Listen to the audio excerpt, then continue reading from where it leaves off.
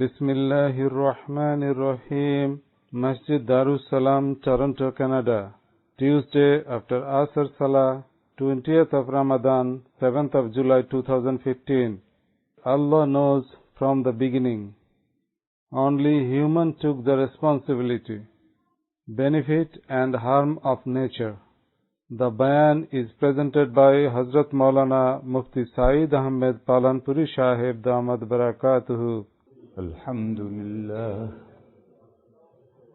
نحمده ونستعینه ونستغفره ونؤمن به ونتوکل علیه ونعوذ بالله من شرور انفسنا ومن سیئات اعمالنا من يهده الله فلا مضل له ومن يضلل فلا هادي له وأشهد أن لا إله إلا الله وحده لا شريك له وأشهد أن سيدنا ومولانا وحبيبنا وشفيعنا محمدا عبده ورسوله أرسله إلى الناس كافة بشيرا ونذيرا وداعيا إلى الله بإذنه وسراجا منيرا صلی اللہ تعالی علیہ وعلى آلہ وصحبہ وبارک وسلم تسلیما کثیرا کثیرا.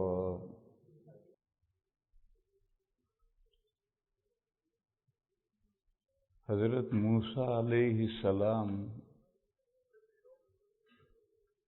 اللہ کا پیغام لے کر فرعون کے دربار میں پہنچے تو فرعون نے سوال کیا ہے، کیونکہ فرعون اپنے آپ کو سب لوگوں کا خدا کہتا تھا، کہلواتا تھا.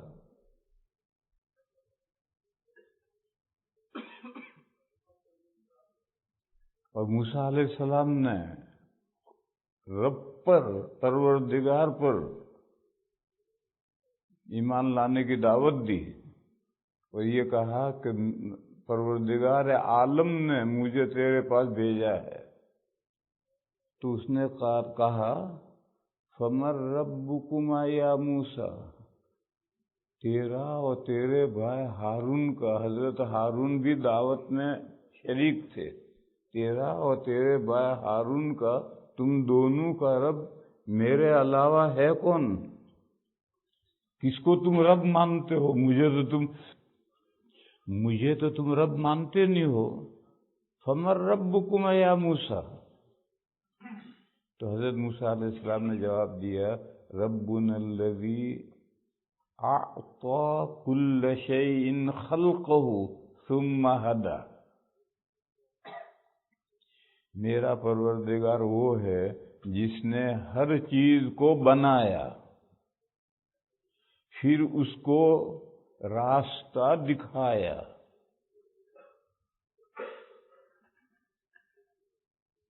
کائنات میں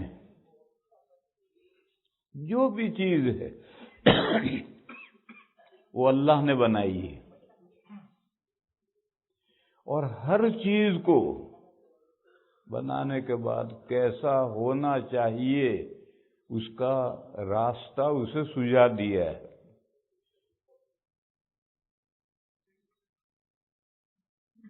جب کسی چیز کو وجود بخشتے ہیں، جب کسی چیز کو وجود میں لایا جاتا ہے تو ایک تو وجود ہے جس کو تم لائف کہتے ہو، حیات کہتے ہو، پھر اس کے بعد حیات اور لائف کی صفات ہیں، کمالات ہیں.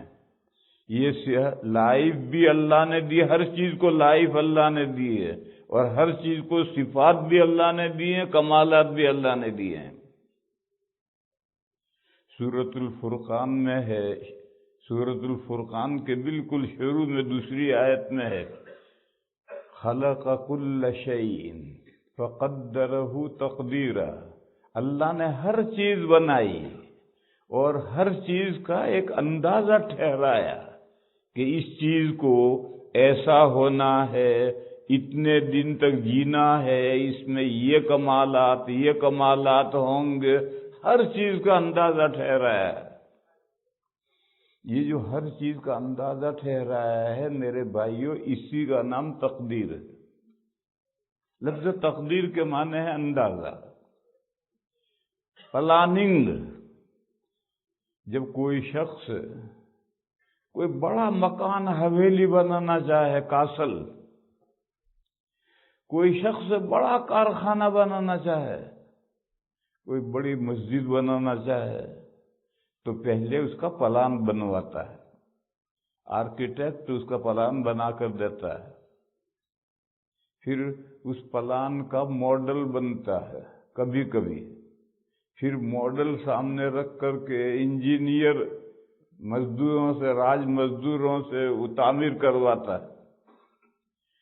تو ہم دنیا میں کوئی بڑا محل بنانا چاہیں، بڑا کارخانہ بنانا چاہیں، بڑی بلڈنگ بنانا چاہیں، تو ہم اس کا اندازہ کرتے ہیں، پلاننگ کرتے ہیں کہ یہاں سٹنگ روم ہوگا، یہاں کچن ہوگا، یہاں بیڈ روم ہوگا، یہاں کوائٹ روم ہوگا۔ تو بیڈ روم، اس بیڈ روم کا کوائٹ روم آیا، نہیں سمجھے تم لوگ؟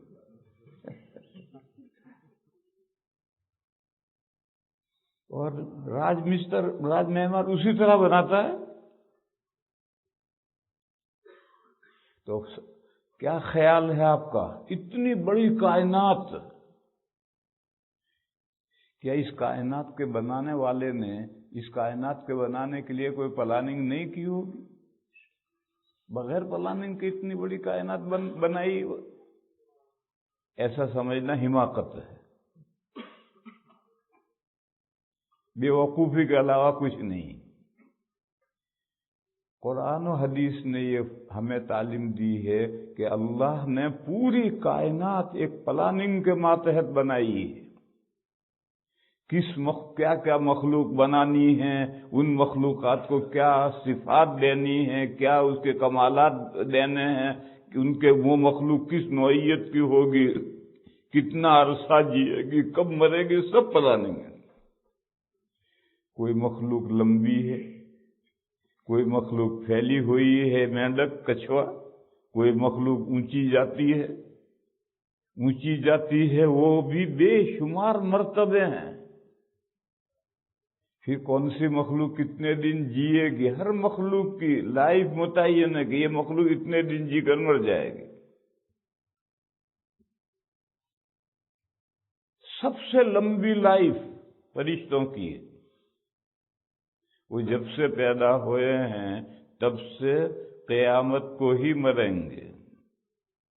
جب پہلی مرتبہ سور پھونکا جائے گا اور تمام دنیا ختم ہوگی تب فرشتے مریں گے، اس سے پہلے نہیں۔ فرشتوں سے بھی لمبی لائف آسمان و زمین کی ہے۔ فرشتے تو وقتاً فوقتاً پیدا ہوتے رہتے ہیں، آسمان و زمین تو کب پیدا ہوئے ہیں اللہ جانے، کب پیدا ہوئے ہیں اور کب تک رہیں گے اللہ جانے کب تک رہیں گے۔ تو ویری لانگ لائف آسمان و زمین کی ہے۔ اور عربی کا قاعدہ ہے، جب کسی چیز کے لیے مدت دراز بیان کرنی ہو تو لمبی سے لمبی عمر رکھنے والی چیز کے ساتھ تشبیہ دیتے ہیں، استعارہ۔ جنت لمبی عرصے تک رہے گی۔ دیکھو جنت بھی ابتدائی سرے سے حادث ہے، پہلے نہیں تھی پھر پیدا کی۔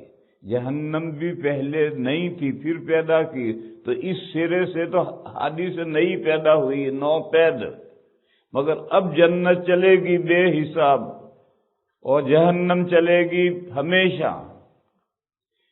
قرآن کریم میں اس کو سمجھایا کہ جنتی جنت میں رہیں گے، جہنمی جہنم میں رہیں گے، ما دامت السماوات والارض، جتنی آسمان و زمین کی مدت لمبی ہے اتنی مدت تک جنتی جنت میں رہیں گے، جہنمی جہنم میں رہیں گے۔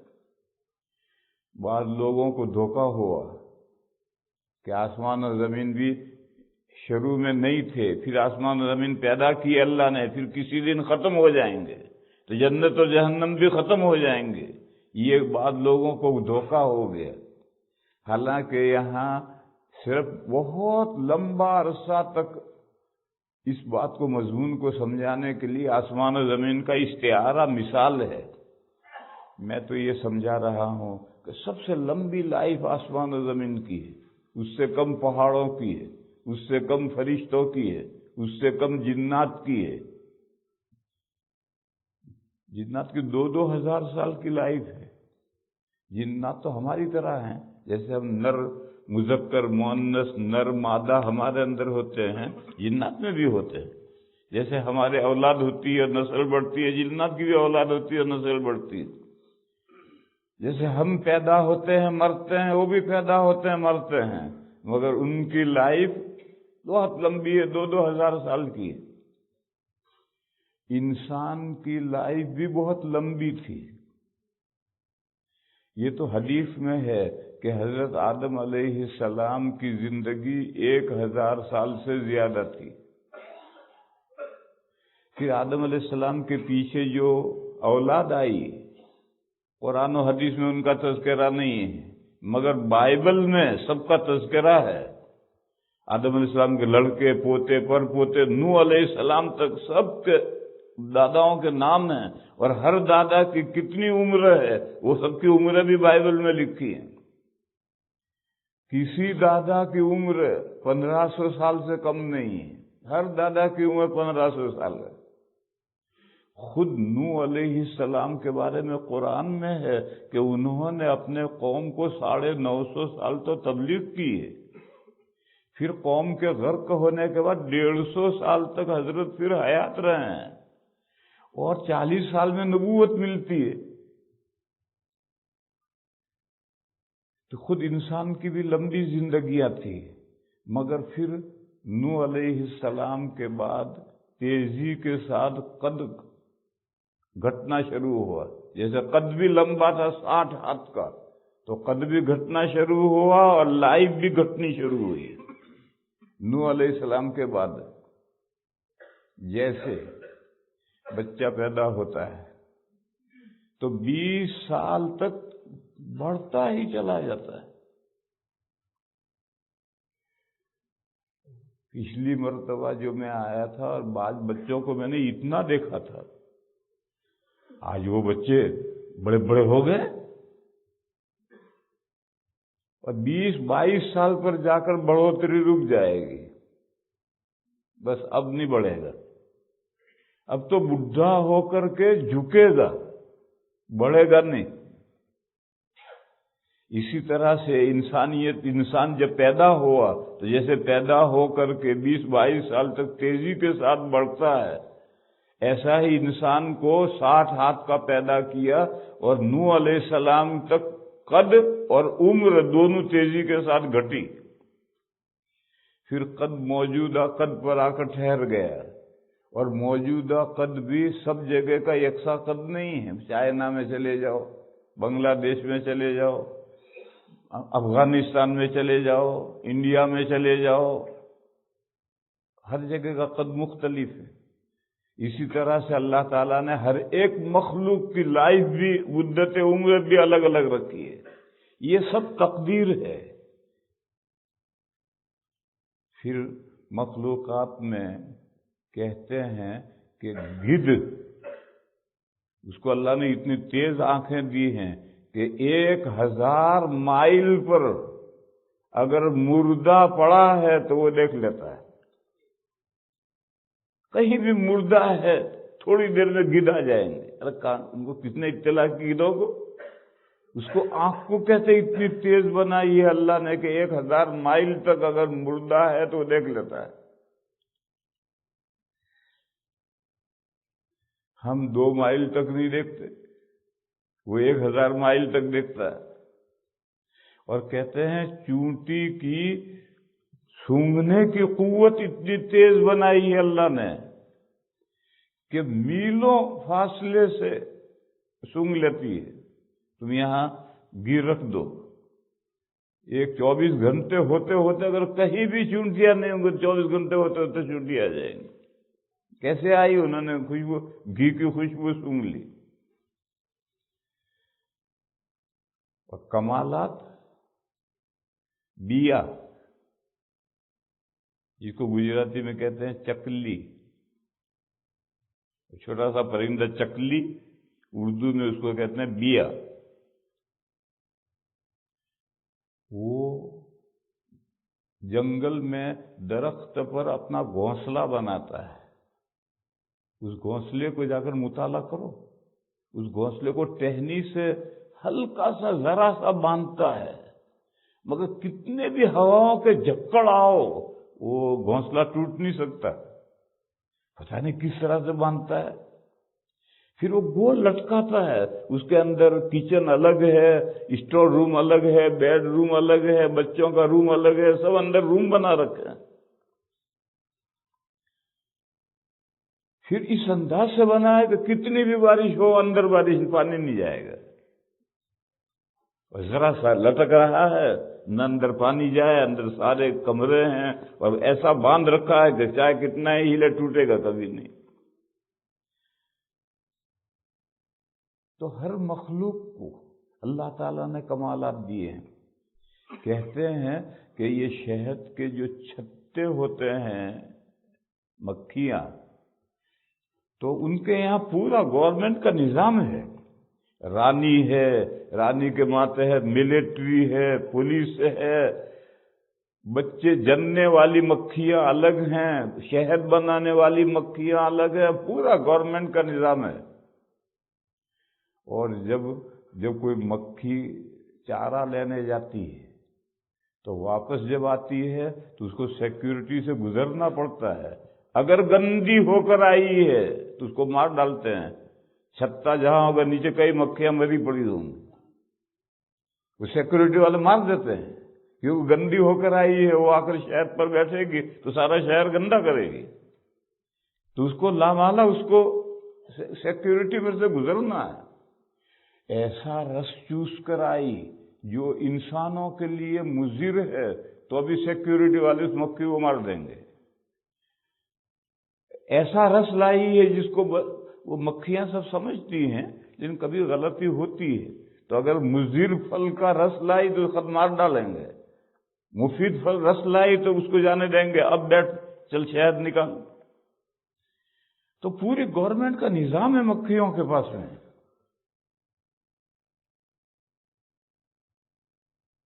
کہتے ہیں کہ زمین میں کہاں پانی ہے، کہاں تانبا ہے، کہاں پیٹرول ہے، کہاں، یہ تو اب جا کر کے مشینیں ہوئی ہیں۔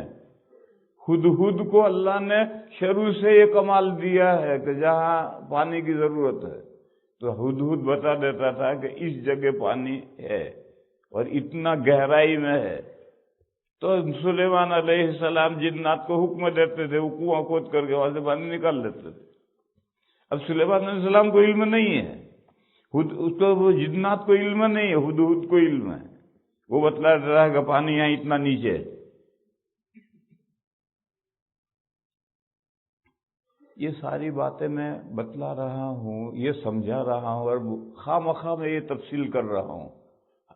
اگر ہر آدمی نظر دوڑائے گا تو یہ سب باتیں خود اس کی سمجھ میں آ جائیں گی۔ میں تو یہ سمجھانا چاہتا ہوں کہ اس کا نام تقدیر ہے، پلاننگ ہے۔ اللہ نے کوئی مخلوق بغیر پلاننگ کے نہیں بنائی۔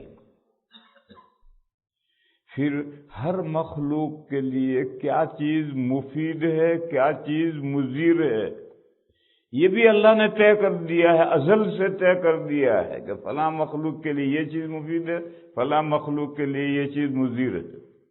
اسی کا نام ہے بھلی بری تقدیر۔ بھلی بری تقدیر اللہ کے تعلق سے نہیں، مخلوق کے تعلق سے۔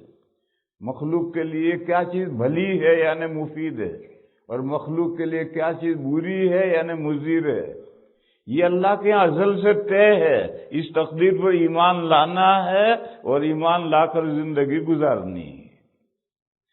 یہ 7 ایمانیات میں سے ایک چیز ہے۔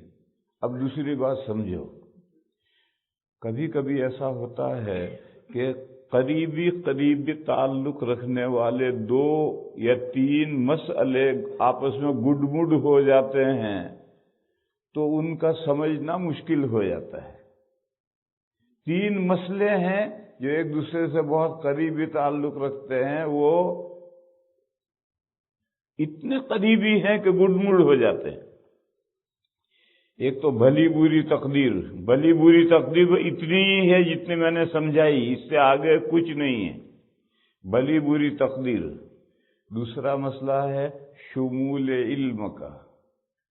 شمول، شامل لفظ تو آپ سمجھتے ہیں، کمپریہنسو، گھیرے ہوئے، احاطے میں لیے ہوئے، شامل اسی کے معنی میں شمول ہے۔ شامل اسم فاعل ہے، شمول مصدر ہے۔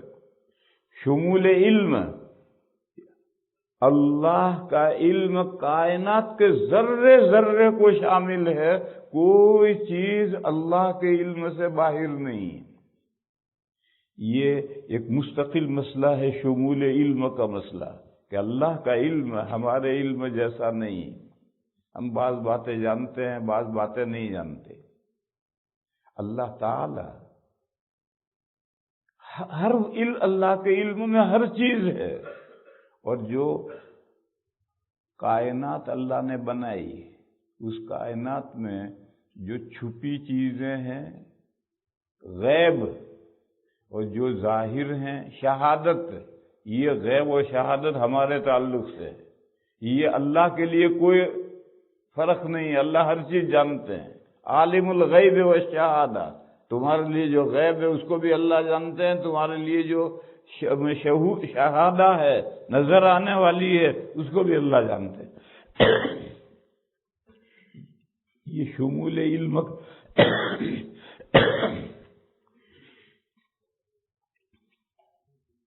اس مسئلے کا نام ہے شمول علم، اور یہ اللہ کب سے جانتے ہیں؟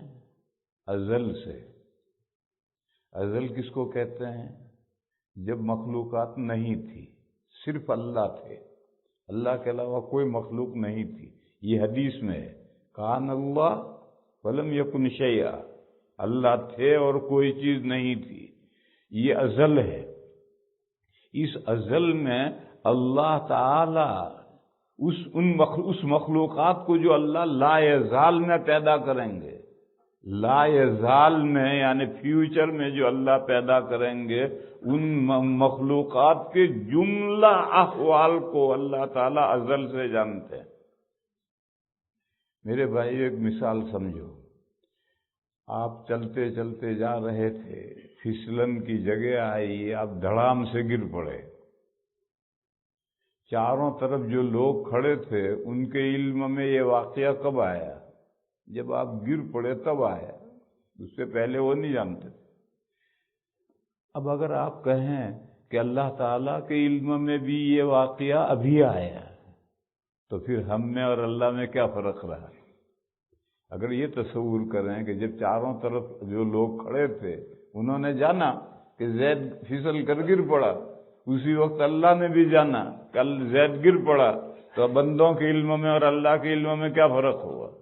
ایسے اللہ کو ہمارا 2 ہاتھ سے سلام۔ جس کا علم ہمارے علم جیسا ہے وہ اللہ کیا کرنا ہے ہمیں؟ اس لیے ماننا پڑے گا کہ اللہ کو اس واقعے کا علم ازل سے تھا۔ جب زید پیدا ہی نہیں، انسان بھی پیدا نہیں ہوئی، کائنات بھی پیدا نہیں ہوئی، تب سے ازل سے اللہ تعالیٰ کو اس واقعے کا علم ہے۔ اس علم کا نام ہے کمپریہنسو نالج، اس علم کا نام ہے شمول علم۔ اللہ کا علم ہر چیز کو شامل ہے، کوئی چیز اللہ کے علم سے باہر نہیں۔ اللہ کو ایسا علیم و خبیر ماننا ضروری ہے، اور اگر ایسا عالم و خبیر نہیں مانو گے تو اللہ کا علم ناقص ہوگا۔ جیسے ہمارا علم ناقص ہے، بہت سے بندے مسئلہ پوچھتے ہیں، میں کہہ دیتا ہوں بھیا مجھے نہیں معلوم، اور وہ مطمئن ہو کے چلا جاتا ہے کہ مولانا کو نہیں معلوم۔ میں کہہ دیتا ہوں بھئی بڑے مفتی صاحب آئے ہیں، جا ان سے پوچھ، مجھے نہیں معلوم۔ بس اگر اللہ کا علم بھی ایسا ہے تو کون سے بڑے مفتی صاحب سے پوچھو گے؟ اگر اللہ کا علم بھی ایسا ہے تو اللہ کا علم بھی ناقص ہوگا۔ ہمارا علم تو ناقص ہے، تم نہیں جانتے، ہو سکتا ہے۔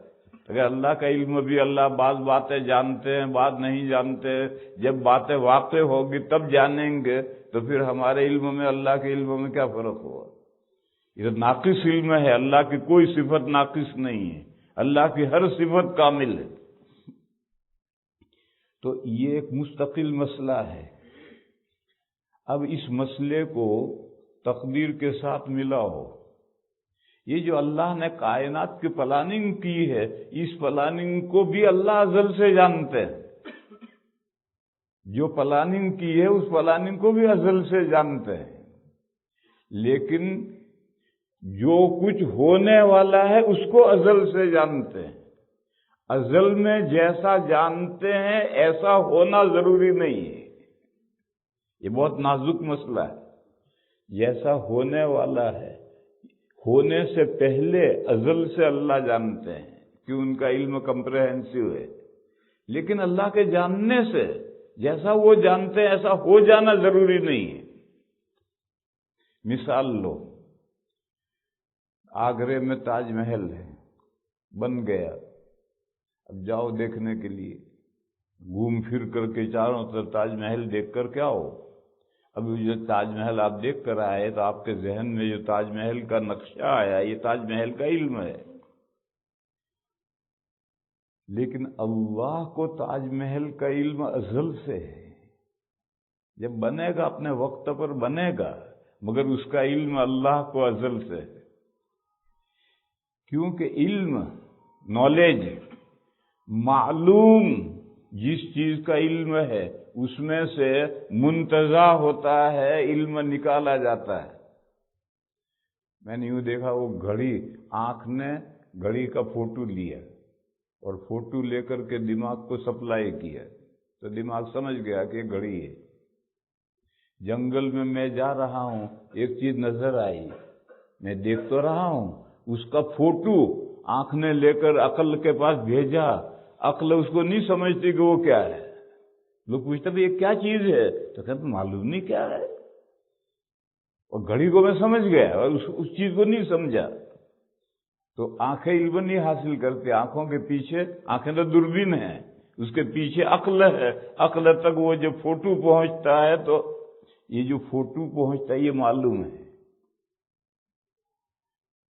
سننے کی باتیں، کان کے کیمرے سے آواز کا فوٹو لے کر کان وہ فوٹو عقل کے پاس بھیجتے ہیں۔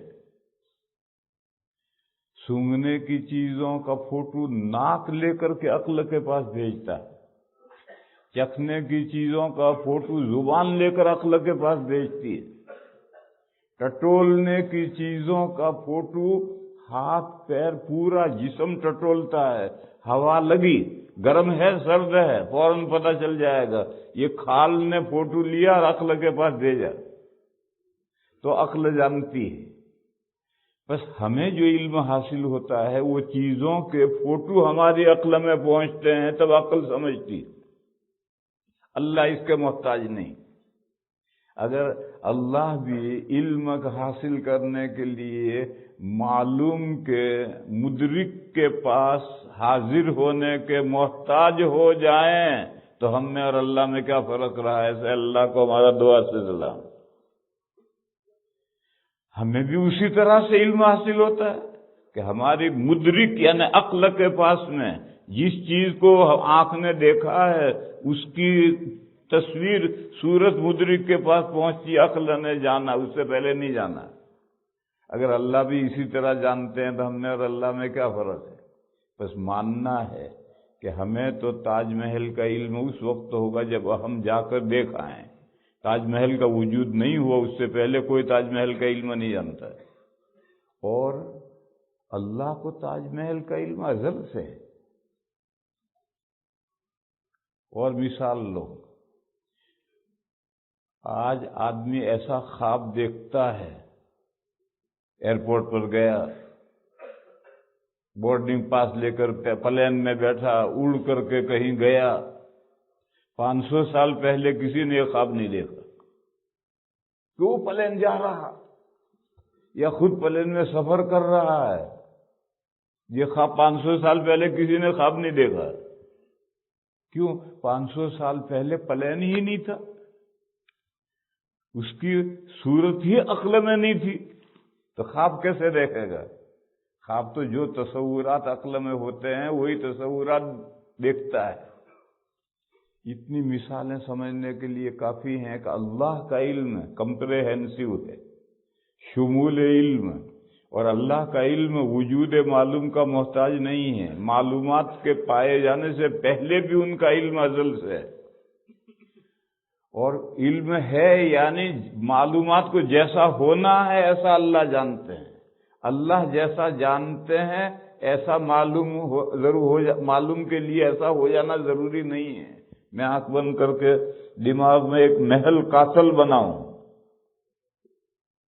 دماغ میں کاسل بنائے، آنکھ کھلی تو ایسا کاسل ہو جانا ضروری نہیں ہے۔ اور یہ کاسل کھڑا ہے، میں اس کو دیکھ کر دماغ میں دوں کہ جو نقشہ آئے گا وہ جو باہر ہے اس کا نقشہ میرے دماغ میں آیا ہے، لیکن میں دماغ میں سوچ کر جو کاسل بناؤں ویسا ہی کاسل خارج میں ہو جانا ضروری نہیں ہے۔ بس یہ قاعدہ یاد رکھو، علم معلوم کے تابع ہوتا ہے۔ معلوم تاج محل ہے، اس تاج محل سے علم نکالا جاتا ہے، کشید کیا جاتا ہے۔ علم کے تابع معلوم نہیں ہے کہ جیسا ہم تصور کریں ویسا کاسل تیار ہو جائے، ایسا ضروری نہیں۔ ایک تیسرا مسئلہ ہے میرے بھائیوں، وہ مسئلہ ہے عموم قدرت کا مسئلہ۔ اللہ قادر ہیں، اور اللہ کی قدرت ہر چیز کو شامل ہے، عام ہے۔ شمول اور عموم دونوں کا ایک ہی مطلب ہے۔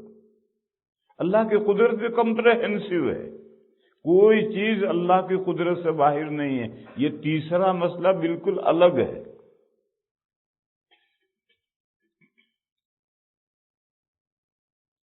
یہاں تک کہ شے اور اس کی ضد پر، دونوں پر اللہ کو یکساں قدرت ہے۔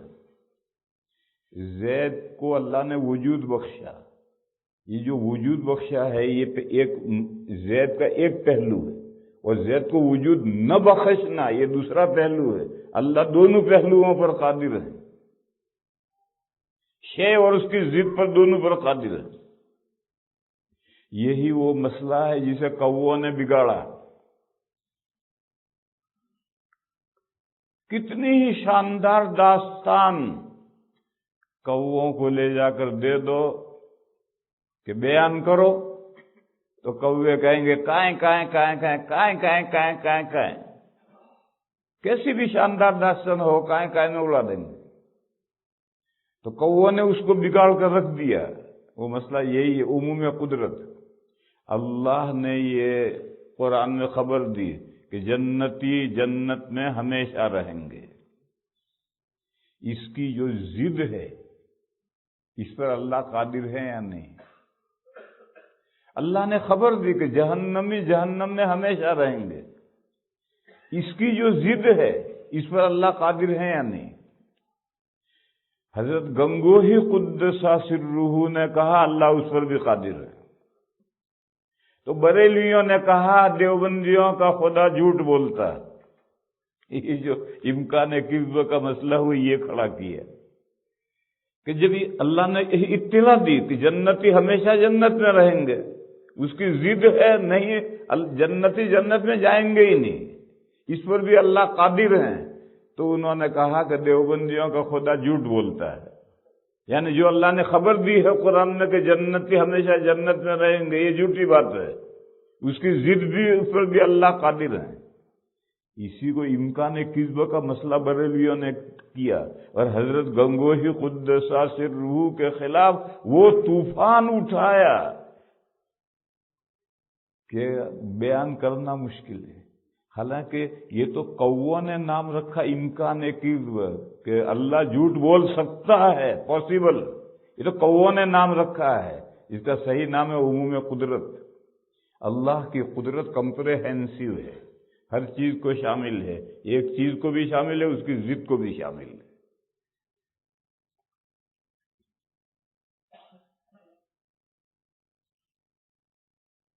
یہ جو فرمایا کہ جنتی جنت میں رہیں گے، جہنمی جہنم میں رہیں گے، ما دامت السماوات والارض الا ما شاء ربک. جب تک آسمان و زمین ہیں جنتی جنت میں، جہنمی جہنم میں رہیں گے، مگر جو تیرا پروردگار چاہے. یہ جو ٹکڑا ہے الا ما شاء ربک، یہ عموم قدرت کو بیان کرنے کے لیے ہے کہ جنتی ہمیشہ رہیں گے جنت میں، جہنمی جہنم میں رہیں گے، مگر اس کا مطلب یہ نہیں ہے کہ اس کی جو دوسرا پہلو ہے ضد، وہ اللہ کی قدرت میں نہیں ہے. نہیں، اللہ تیرا پروردگار جو چاہے وہ کر سکتا ہے، وہ پہلو بھی اس کی قدرت میں ہے.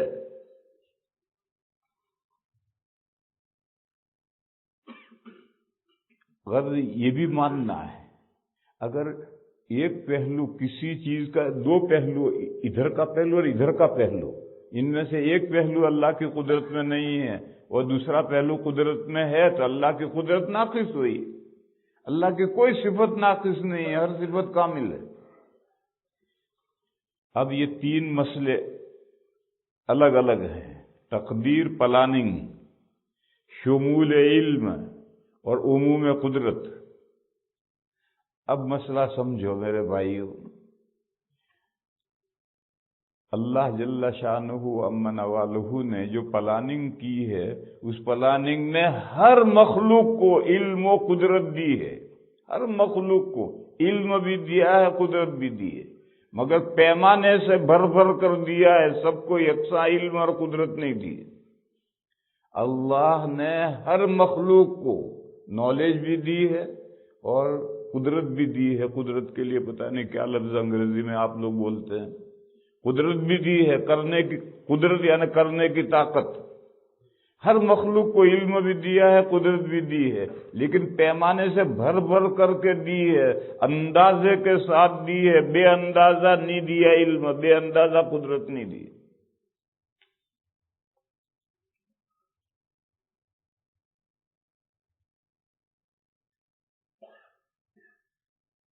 جمادات قرآن میں ہے وَإِنَّ مِنَ الْحِجَارَةِ لَمَا يَتَفَجَّرُ مِنْهَا الْأَنْهَارُ وَمِنْهَا يَشَّقَّقُ فَيَخْرُجُ مِنْهُ الْمَاءُ وَإِنَّ مِنْهَا لَمَا يَهْبِطُ مِنْ خَشْيَةِ اللَّهِ. فرمایا بعض پتھر اللہ کی خشیت سے اپنی جگہ سے لڑک پڑتے ہیں. اللہ کی خشیت، سہم، ڈر. تو پتھر میں بھی اتنا شعور ہے، ہر پتھر میں نہیں، ہر پتھر میں شعور تو ہے، لیکن بعض پتھر اللہ کے خشیت اور سہم کی وجہ سے گر پڑتے ہیں. معلوم ہے جمادات کو بھی اللہ نے علم کا ایک حصہ دیا ہے. چھوئی موئی ایک پودا ہے، گملے میں آپ نے گھر میں لگا رکھا ہے. اس کے قریب ہاتھ لے جاؤ گے تو ابھی 4-5 انچ کے فاصلے سے آپ کا ہاتھ ہوگا اور وہ پودا ایک دم مرجھا جائے گا. کہتے ہیں چھوئی موئی، ہاتھ لگا ہے اور مری.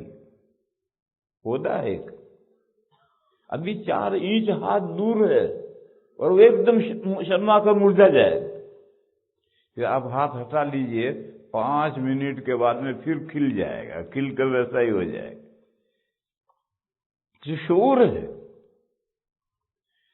کدو کی بیل ہے، نیچے سے چڑھی چڑھی چڑھی، اب جب اس کو پتا چلے گا کہ آگے چھت آ رہی ہے تو 1 فٹ پہلے سے مڑے گی، اور مڑ کر جتنی روک ہے اتنی روک مڑ کر پھر یوں موڑ کر جا کر کے پھر اوپر چڑھے گی۔ کدو کی بیل بو کے دیکھ لو، وہ چڑھتی چڑھتی جا رہی ہے، اس کو پتہ چل گیا آگے روک آ رہی ہے تو 1 فٹ پہلے سے یوں مڑ جائے گی، اور کتنی مڑے گی؟ جتنی روک ہے اتنی مڑے گی، پھر اتنی مڑ کر پھر یوں ہو جائے گی، اور پھر یوں جا کر اس کے اوپر چڑھ جائے گی۔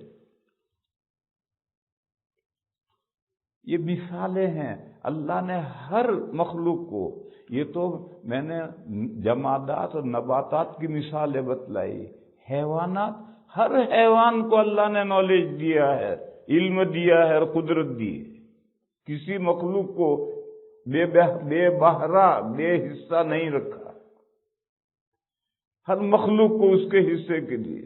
یہ تو قرآن میں ہے، وَإِن مِّن شَيْءٍ فِي السَّمَاوَاتِ وَالْأَرْضِ إِلَّا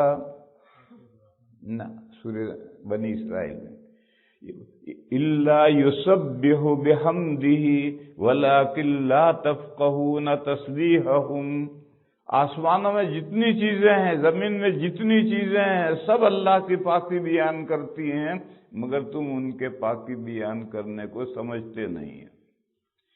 تو اللہ کی پاکی بیان کرنے کا مطلب وہ اللہ کو پہچانتی ہے، اور اللہ کی معرفت، نالج کے بغیر کیسے حاصل ہوگی؟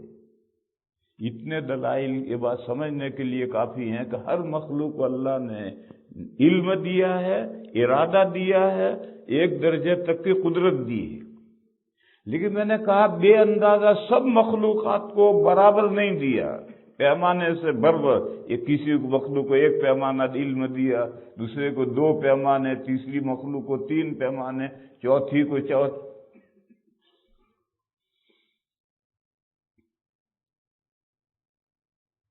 ان مخلوقات میں ایک مخلوق انسان ہے۔ جنات کو تو ہم زیر بحث نہیں لاتے ہیں، کیوں؟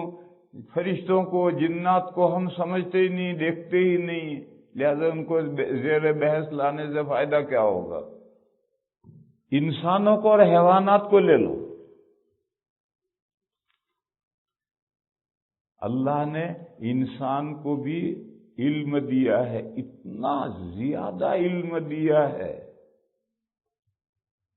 کہ جس کو ہم بیان ہی نہیں کرتے، وہ آسمان اور زمین کے قلابے ملا دیتا ہے۔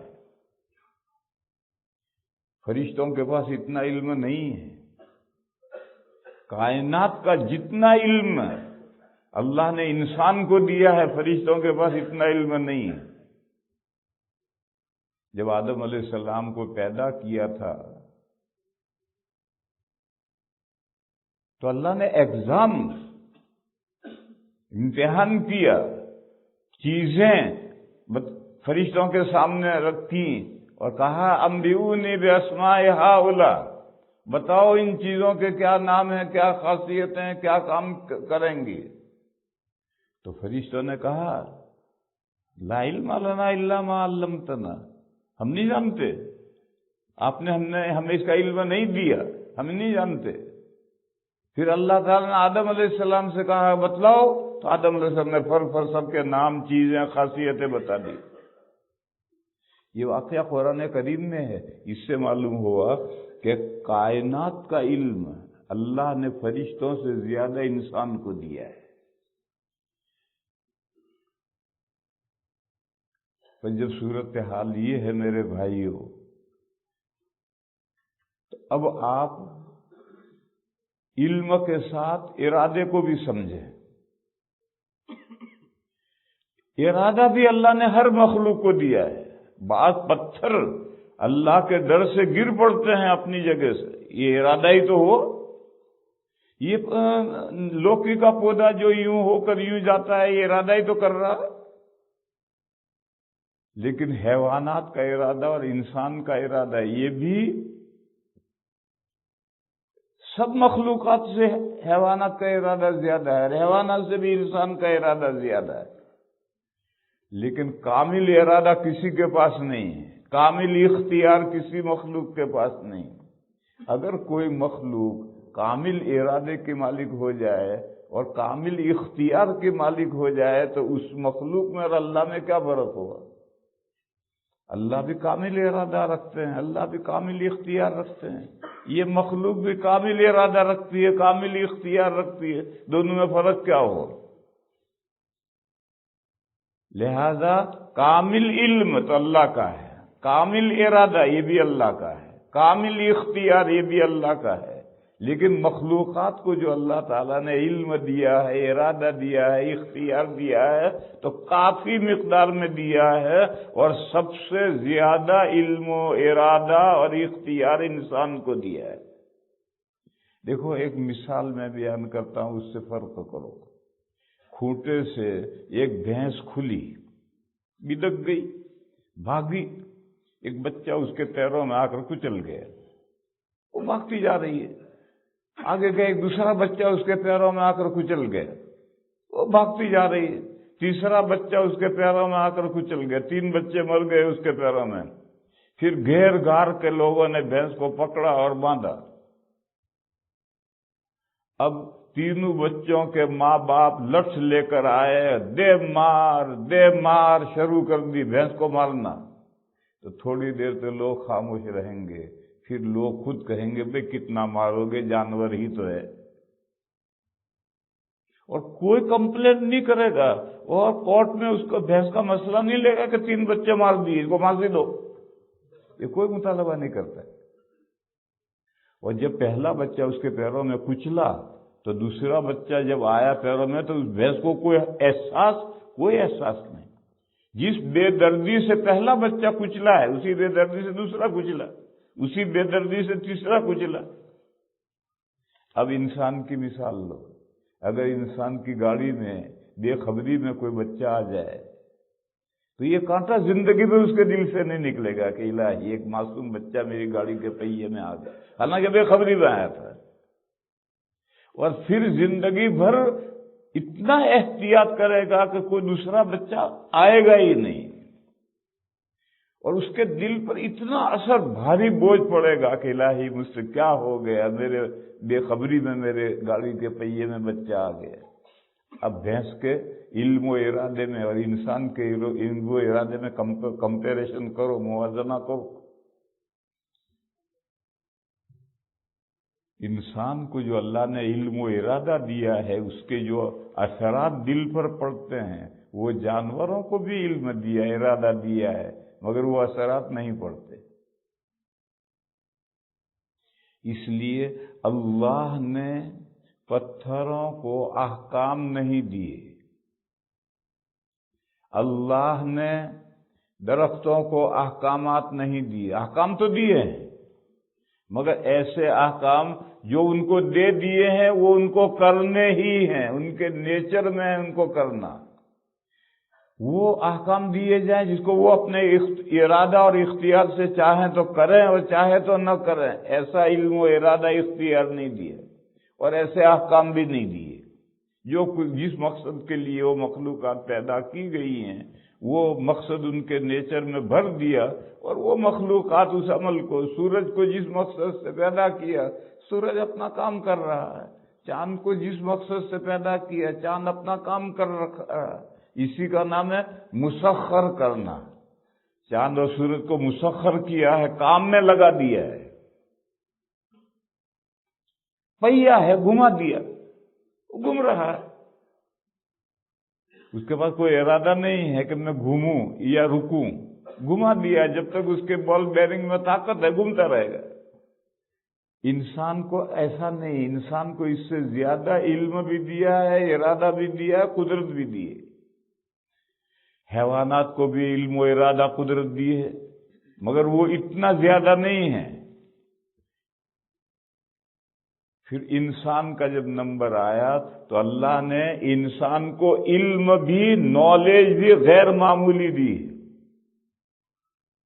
آج تو انسان آسمان اور زمین کی مکنون پوشیدہ صلاحیتوں کی کھوج میں لگا ہوا ہے، اور روز ایک نیا علم نکالتا ہے، نالج۔ تو علم بھی بے حد دیا ہے، کسی مخلوق کو اتنا علم نہیں دیا، اور ارادہ بھی اتنا ہی دیا ہے، کہ میں ارادہ کروں تو کروں، نہ کروں تو نہ کروں، اور اختیار بھی اتنا دیا ہے۔ لیکن انسان کا علم اللہ کے علم کے نیچے ہے، انسان کا ارادہ اللہ کے ارادے کے نیچے ہے، انسان کا اختیار اللہ کے اختیار کے نیچے ہے۔ انسان کی کوئی چیز آزاد نہیں ہے، خود انسان آزاد نہیں ہے تو اس کے صفات اور کمالات کہاں سے آزاد ہوں گے؟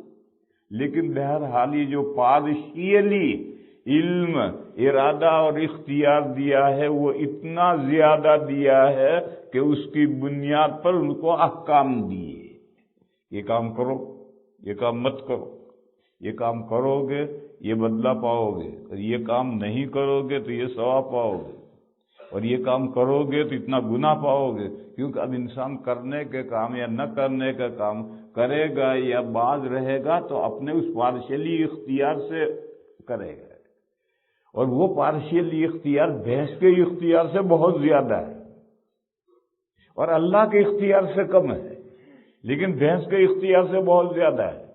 لہذا بھینس کو احکام نہیں دیے، انسان کو احکام دیے۔ قرآن کریم میں یہ مضمون اللہ نے بیان کیا ہے، اِنَّا عَرَضْنَا الْأَمَانَةَ عَلَى السَّمَاوَاتِ وَالْأَرْضِ وَالْجِبَالِ فَأَبَيْنَ أَن يَحْمِلْنَهَا وَأَشْفَقْنَ مِنْهَا وَحَمَلَهَا الْإِنسَانُ إِنَّهُ كَانَ ظَلُومًا جَهُولًا۔ فرمایا اللہ نے امانت کو، امانت رسپونسبلٹی، کرنے کی نہ کرنے کی ذمہ داری، یہ کام کرو یہ کرنے کی ذمہ داری، یہ کام مت کرو نہ کرنے کی ذمہ داری، یہ جو ذمہ داری ہے کرنے نہ کرنے کی رسپونسبلٹی ہے، اس رسپونسبلٹی کا اللہ نے موازنہ کیا آسمانوں کے ساتھ، زمین کے ساتھ، پہاڑوں کے ساتھ، تو ان میں اس ذمہ داری کو اٹھانے کی کوئی ایبلٹی نہیں پائی اور ذرا بھی نہیں پائی، انکار کیا۔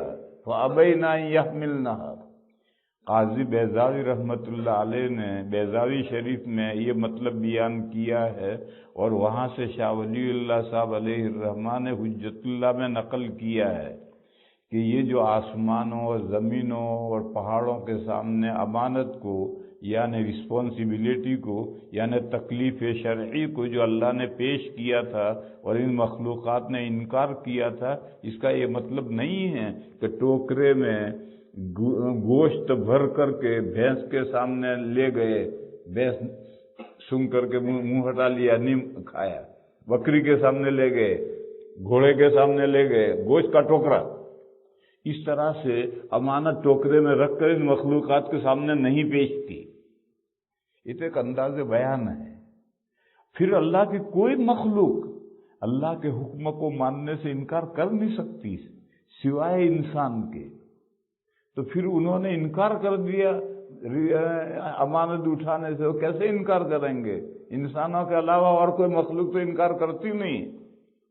تو اس لیے مطلب کہ امانت کو ان تین بڑی بڑی مخلوقات، آسمان، زمین، پہاڑ، ان تین بڑی بڑی مخلوقات کے ساتھ کمپیئر کیا، موازنہ کیا کہ اس امانت کو اٹھانے کی ان مخلوقات میں ایبلٹی ہے یا نہیں، تو معلوم ہوا کہ ایبلٹی نہیں ہے، اور صرف نہیں ہے نہیں، قطعاً نہیں ہے۔ انکار کرنے کا مطلب یہ کہ قطعاً نہیں ہے۔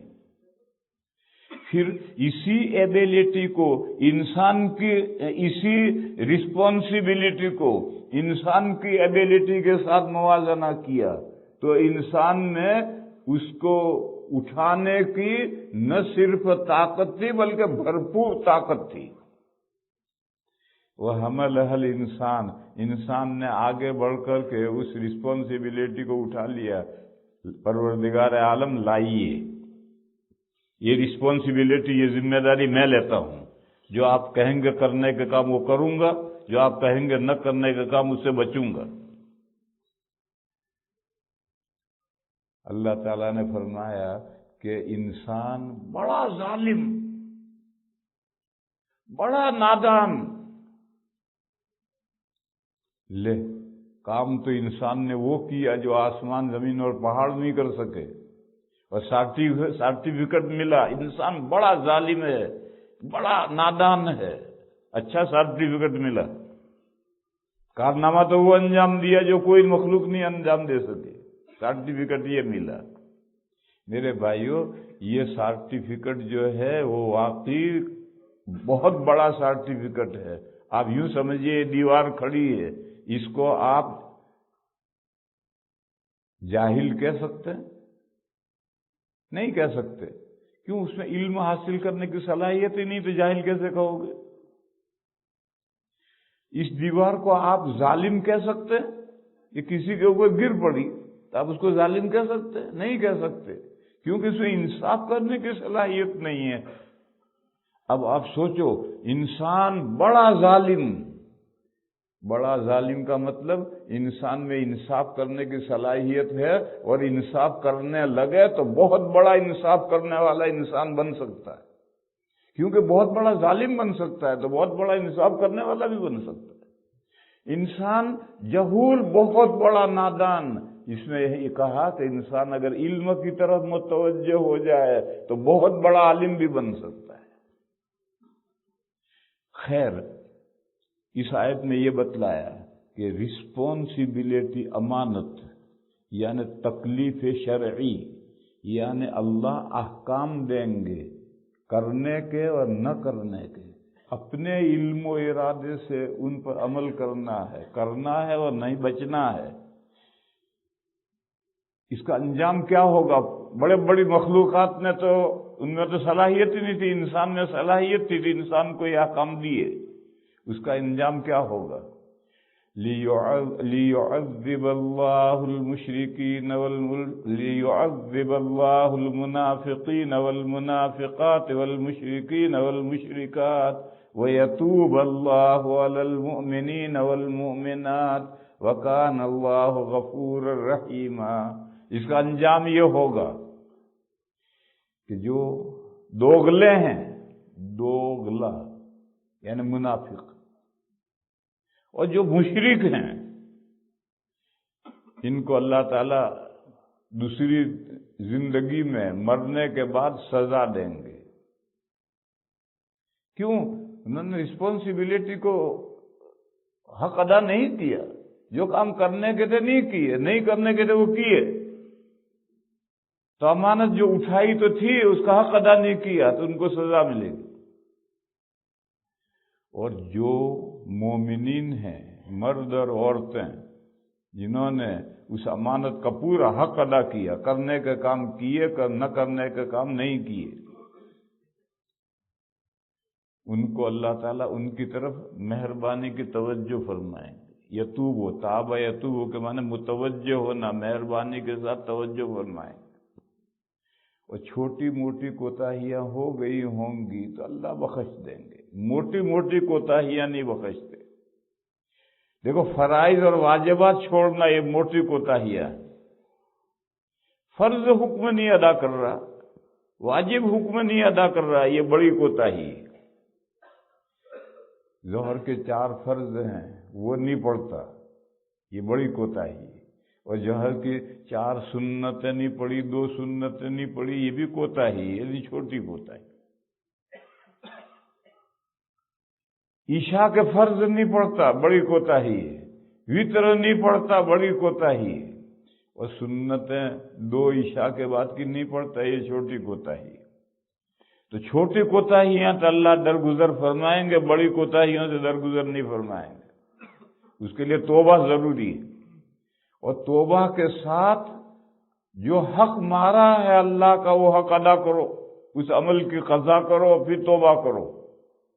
صرف زبانی اللہ میری توبہ، اللہ میری توبہ، یوں توبہ نہیں ہو جاتی۔ جو حق کسی کا حق مارا ہے وہ حق ادا کرو، پھر توبہ کرو، کیوں مارا تم نے حق۔ آپ کسی کی کوئی چیز ضائع کر دیں تو صرف اس آدمی سے معافی مانگنے سے تھوڑے کام چلے گا۔ جو چیز ضائع کی اس کو دو، اور پھر معافی مانگو۔ بعض بندے کہتے ہیں کہ جو عمل ہم نے نہیں کیا اس کی کوئی قضا نہیں، معافی مانگ لو۔ ارے بھائی، جب اللہ کا حق تم نے اپنے پاس رکھا ہے اور فرائض اور واجبات ادا نہیں کیے ہیں تو اللہ کا حق دو، پھر معافی مانگو اللہ سے۔ حق دیے بغیر معافی کیسے مانگو گے؟ یہ مثال ہے، آپ نے کسی کا مٹکا توڑ دیا تو آپ مٹکے کے پیسے ضمان دیجئے، مٹکا دے دیجئے، مٹکے کے پیسے دیجئے، پھر اس سے معافی مانگیے۔ لیکن حق دیے بغیر کیسے آپ معافی مانگیں گے؟ اسی طرح سے جو کام نہیں کرنے کے ہیں وہ کر لیے، حرام کام ہے، مکروہ تحریمی کام ہے، وہ کیا، یہ معاف نہیں ہوگا۔ اور مکروہ نیچے ہے، مکروہ تنزیہی، یہ چھوٹے گناہ ہیں، وہ معاف ہو جائیں گے۔ تو فرمایا کہ بڑے گناہ چاہے کرنے کی طرف کے ہوں چاہے نہ کرنے کی طرف سے ہوں، یہ معصیت ہے، نافرمانی ہے، وہ معاف نہیں ہونے کے۔ چھوٹے گناہ معاف ہو، اللہ تعالیٰ معاف کر دیں گے۔ یہ جو آیت کریمہ سورہ احزاب کے آخر میں ہے، اس میں یہی بات مضمون ہے کہ پہاڑوں میں، آسمانوں میں، زمینوں میں امانت یعنی مکلف بننے کی ایبلٹی نہیں، اور انسان میں ہے اور وافر مقدار میں ہے۔ اب وہ دوسرا سوال لو میرے بھائیو۔ پہلا سوال تھا کہ تقدیر کیا ہے، وہ میں نے سمجھا دی کہ تقدیر نام ہے پلاننگ کا، اور تقدیر تمام کائنات کے لیے پلاننگ ہے، کوئی مخلوق اللہ نے بغیر پلاننگ کے نہیں بتلائی۔ اور اچھی بری تقدیر کیا ہے، مفید مضر تقدیر کیا ہے، ہر مخلوق کے لیے اللہ کی پلاننگ میں یہ ہے کہ یہ کام مفید ہے، یہ کام مضر ہے۔ اور میں نے بتلایا کہ تمام مخلوقات کے لیے مفید اور مضر جو پلاننگ ہے وہ ان کے نیچر میں بھر دی گئی ہے۔ اس کے لیے انبیاء مبعوث کیے جائیں اور وحیاں آ جائیں، اور وحیوں کے ذریعے بکریوں کو، بھینسوں کو بتلایا جائے کہ تمہیں یہ گھاس اور پتے کھانے ہیں، یہ نہیں کھانے، ایسا نہیں ہے، ان کے نیچر میں وہ علم بھر دیا۔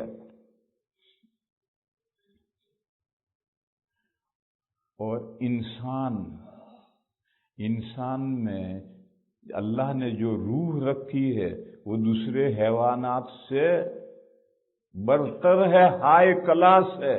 انسان میں جو روح ہے وہ دوسرے حیوانات سے ہائی کلاس ہے، برتر ہے۔ اس لیے انسان میں تین چیزیں الگ الگ ہیں: مادیات، ایمانیات اور اعمال۔ مادیات کا علم بھی انسان اپنے ایکسپیرینس، تجربے سے حاصل کرتا ہے، اور تجربے سے اس نے جانا کہ یہ چیز مفید ہے تو فوراً اس کا قیمت بڑھ جاتی ہے، لوگ بڑی قیمت دے دے کر کے، جیسے لوگوں کو بے وقوف بنانے کے لیے ایک فارمولہ نکلا ہے کہ آرگن اناج کھاؤ، آرگینک کہتے ہیں، آرگینک اناج کھاؤ۔ لوگوں کو بے وقوف بنانے کے لیے ایک فارمولہ نکالا۔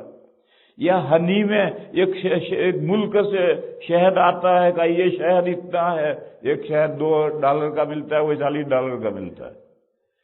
یہ لوگوں کو بے وقوف بنانے کے لیے ساری سب باتیں ہیں، پتہ نہیں کہاں سے لاتے ہیں، اس پہ مہر لگا دی کہ فلاں ملک کا شہد ہے۔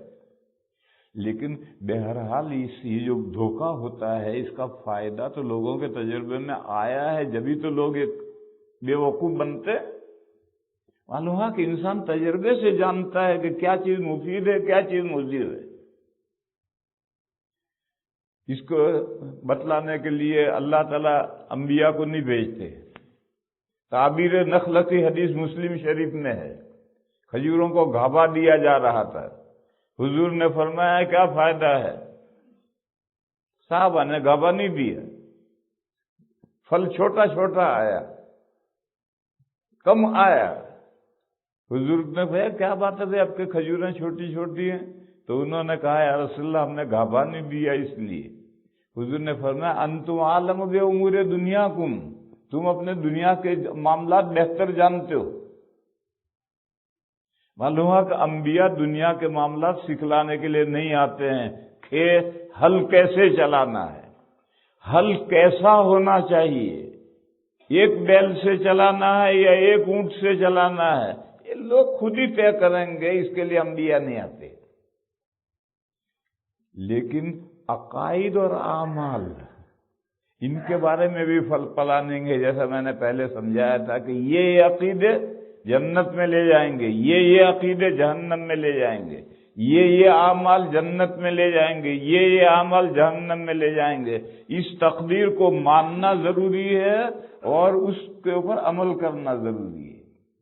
پھر آدمی اپنے علم و ارادے سے جو کرے گا، یہ کرے گا یا یہ کرے گا، اللہ ازل سے جانتے ہیں۔ انسان پیدا ہوا اس سے پہلے ازل سے اللہ جانتے ہیں کہ زید پیدا ہو کر اپنے علم و ارادے سے یہ کرے گا، اس کو اللہ جانتے ہیں۔ اب زید پیدا ہوا اور اس نے کیا، تو جو کچھ کیا ہوگا فیوچر میں ہوگا اسے اللہ ازل سے جانتے ہیں۔ اللہ کے جاننے سے ویسا ہو جانا ضروری نہیں ہے۔ یوں سمجھو، ایک مثال لو، تم تھک گئے۔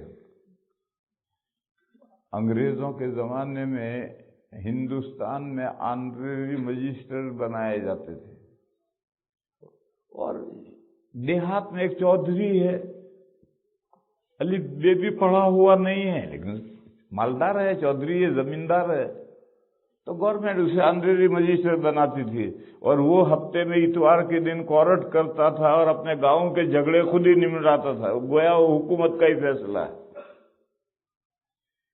تو ایک چودھری صاحب کو آنریری مجسٹر بنا دیا، انہوں نے ایک پیشکار رکھ دیا، وہ ہفتے بھر لوگوں کی درخواست لیتا رہتا تھا، اور اتوار کے دن چودھری صاحب کورٹ کرتے تھے، تو ٹیبل پہ وہ ساری درخواستیں پیشکار رکھ دیتا تھا، تو وہ مجسٹریٹ صاحب آ کر بیٹھتے تھے، ایک درخواست اٹھا کر کہتے تھے منظور، نامنظور، منظور، نامنظور، منظور لفظ بھی صحیح نہیں بول سکتے تھے، اتنی تو صلاحیت تھی، اتنا علم تھا ان کے پاس۔ سارا فائل آدھا ادھر کر دیا، آدھا ادھر کر دیا، یہ منظور ہو گئی، یہ نامنظور ہو گئی، تو اللہ نے کوئی ایسے آنریری مجسٹر تھوڑی کہ جنت میں، جہنم میں، جنت میں، جہنم میں، ایسے آنریری مجسٹر کے فیصلے نہیں ہیں، بلکہ جو فیصلے جنت میں کون جائے گا، اپنے علم و ارادے اور اپنے عمل سے جو جنت میں جانے والا ہے اس کو ازل سے جانتے ہیں اللہ، اور نہ صرف جانتے ہیں، لوح محفوظ میں سب لکھ بھی رکھا ہے، لیکن جو ہونا ہے وہ جانتے ہیں۔ اپنے علم و ارادہ اور اپنے برے عمل سے جہنم میں کون جائے گا اس کو اللہ ازل سے جانتے ہیں، مگر اللہ کے جاننے سے ویسا ہو جانا ضروری نہیں ہے۔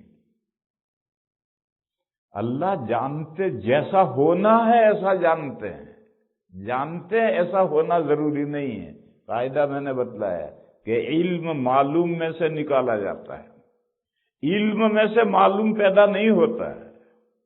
آپ تاج محل کا علم تاج محل میں سے نکالیں گے، آپ اپنے دماغ میں تاج محل بنا لیں تو ویسا آگرے میں تاج محل ہو جانا ضروری نہیں ہے۔ تو لوگ یہ سمجھتے ہیں کہ چونکہ اللہ جانتے ہیں تو اللہ کے جانے کے خلاف نہیں ہو سکتا۔ ارے نہیں، غلط تعبیر ہے، جیسا ہونا ہے ویسا ہی اللہ جانتے ہیں، اگر اس کے خلاف جانے تو اللہ کا علم غلط ہو جائے۔ اب وہ دوسرا سوال لو کہ دنیا میں دنگا فساد ہر جگہ ہو رہا ہے، جانور تو نہیں لڑتے ہیں پلاننگ سے، کبھی کبھی تو جانور بھی لڑتے ہیں۔ گاؤں میں ایک جھوٹا ہے، دوسرا جھوٹا آ گیا تو دونوں کی ٹھنتی ہے، دونوں جھوٹے لڑتے ہیں، لیکن یہ کوئی پلاننگ سے نہیں لڑے۔ اور یہ جو انسان جو لڑتے ہیں تو پوری پلاننگ سے لڑتے ہیں۔ تو ایسا کیوں ہے؟ جانور جیسا ایسے انسان آپس میں دنگا فساد ساری دنیا میں سب کیوں ہو رہا ہے؟ جواب، اس لیے ہو رہا ہے کہ انسان انسان ہے، بھینسیں نہیں ہیں۔ انسان انسان ہے، بھینسیں، بکریاں، چوہے، لومڑیاں نہیں ہیں۔ ان کا علم و ارادہ اور ان کا علم و ارادہ آگے ہے۔ دوسری بات ہے، بھینسوں، بکریوں، لومڑیوں کے لیے جنت اور جہنم نہیں ہے، اور اللہ نے ان انسانوں کے لیے جنت بھی بنائی ہے، جہنم بھی بنائی ہے، اور جنت اور جہنم میں جانے کے لیے جتنی شرط ہے ایسا نالج بھی دیا ہے، ایسا ارادہ بھی دیا ہے، ایسا اختیار بھی دیا ہے، اور جانوروں کو نہیں دیا ہے۔ اللہ تعالیٰ نے انسان کو غیر معمولی اختیار دیا ہے، مگر پارشیلی دیا ہے، کمپلیٹلی نہیں دیا۔ علم بھی اللہ نے انسان کو غیر معمولی دیا ہے، لیکن پارشیلی دیا ہے، کمپلیٹ علم نہیں دیا ہے۔ ہر چیز انسان کو وافر مقدار میں دی ہے، کامل مقدار میں نہیں دی۔ اور حضرت شاہ ولی اللہ صاحب علیہ الرحمٰن حجت اللہ میں یہ بات بیان کی ہے کہ اگر کوئی صفت آخری درجے کی انسانوں کو دے دی جائے تو پھر انسان میں اور اللہ میں کیا فرق ہوگا؟ لہذا کوئی صفت انسان کے آخری درجے کی نہیں ہو سکتی۔ ہاں، پارشیلی ہو سکتی ہے، اور زیادہ سے زیادہ جو انسان کو صفت دی جا سکتی ہے اتنی صفت اللہ نے دی ہے، اور جزا و سزا کے لیے کامل اختیار ضروری نہیں ہے، جزوی اختیار کافی ہے۔ تو اب لوگ یہ کہتے ہیں کہ انسانوں میں ایسا کیوں ہو رہا ہے، دوسری مخلوقات جانوروں میں ایسا کیوں نہیں ہو رہا؟ جواب یہ ہے کہ انسان انسان ہے، ان کے لیے جو تقدیر الہی ہے، ان کو جو اللہ نے ایبیلٹی اور صلاحیت اور نالج دیا ہے وہ دوسری مخلوقات سے زیادہ ہے، اور دوسری مخلوقات کے لیے جنت و جہنم نہیں بنا ہے، ان کو مکلف نہیں کیا، اور انسان کو مکلف کیا ہے اور جنت و جہنم بنایا ہے۔ تو وہ اپنے اختیار سے یہ حرکتیں کرتے ہیں، تبھی تو کوئی جنت میں جائے گا اور جنت بھریں گے، اور کوئی جہنم میں جائے گا اور جہنم بھری جائے گی۔ اگر انسان جانوروں کی طرح ہوتے تو ان میں کوئی لڑائی نہ ہوتی۔ لڑائی تو جانوروں میں بھی ہوتی ہے، مگر پلاننگ سے نہیں ہوتی۔ کبھی کبھی وقتی جذبے سے ایک مردار کتے کھا رہے ہیں، وہ کتے کھاتے کھاتے بھی لڑتے ہیں کبھی آپس میں، مردار کھاتے کھاتے بھی کتے لڑتے ہیں، لیکن وہ کوئی پلاننگ کے ماتحت نہیں لڑتے۔ اور انسان تو ایک لمبی پلاننگ کے ماتحت لڑتا ہے، اور لڑائیاں شروع ہوتی ہیں تو 100 200 500 سال تک جاتی ہیں۔ بیت المقدس پر لڑائی بہت پیچھے سے چلی آ رہی ہے، پلاننگ کے تحت میں آئی۔ 700 سال مسلمانوں میں اور عیسائیوں میں صلیبی جنگیں ہوئی ہیں بیت المقدس کے لیے۔ عیسائی کامیاب نہیں ہوئے تو انہوں نے سوچا کہ بھئی ان مسلمانوں سے تو لوہا نہیں لے سکتے، تو انہوں نے جویش کو آگے کیا کہ قربانی کا بکرا انہیں بناؤ اور پیچھے رہ کر کے تیر چلاؤ۔ اب اس انداز پر چل رہی جنگ، محاذ پر جویش کو کھڑا کیا ہے، پیچھے سے عیسائی تیر چلا رہے ہیں، سامنے مسلمان ہیں۔